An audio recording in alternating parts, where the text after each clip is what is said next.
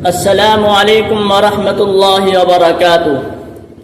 محترم ناظرین، آئیے ہم اور آپ ایک اہم مسئلے کے بارے میں جانیں گے، اور وہ مسئلہ رمضان المبارک میں بار بار سوال کیا جاتا ہے اور پوچھا جاتا ہے کہ کیا فجر کے اذان تک سحری کھا سکتے ہیں، یا اسی طرح اگر کھا رہے ہیں اور فجر کی اذان ہو گئی تو اب کیا کریں، یا اسی طرح اگر کوئی شخص سو کر لیٹ سے اٹھا اور فجر کی اذان ہو رہی ہے تو کیا کوئی شخص پانی پی کر روزہ رکھ سکتا ہے، یا اسی طرح اگر لقمہ کا کچھ حصہ منہ کے اندر ہے اور اذان ہو گئی تو اب کیا کرے۔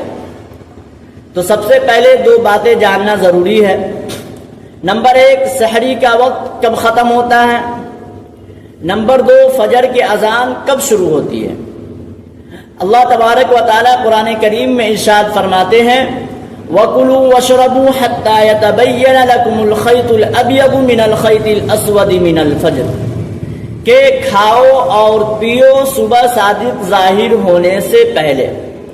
لہذا اس سے یہ بات معلوم ہوئی کہ صبح صادق ظاہر ہونے سے پہلے سحری کا وقت ہے، اور صبح صادق ہونے کے بعد فجر کا وقت شروع ہو جاتا ہے۔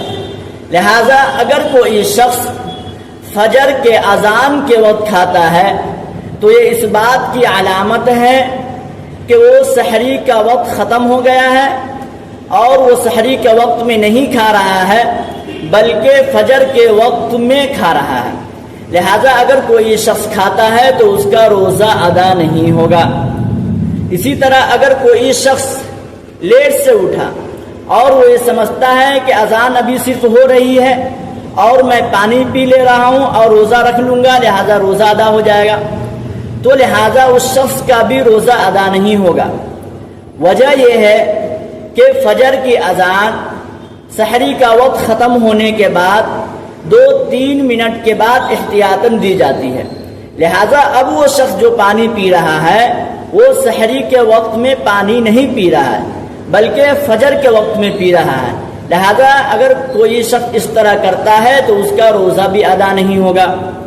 اور اسی طرح اگر کوئی شخص کھا رہا ہے اور کھاتے وقت فجر کی اذان ہو گئی اور لقمہ کا کچھ حصہ اس کے منہ کے اندر ہے تو اب کیا کرے۔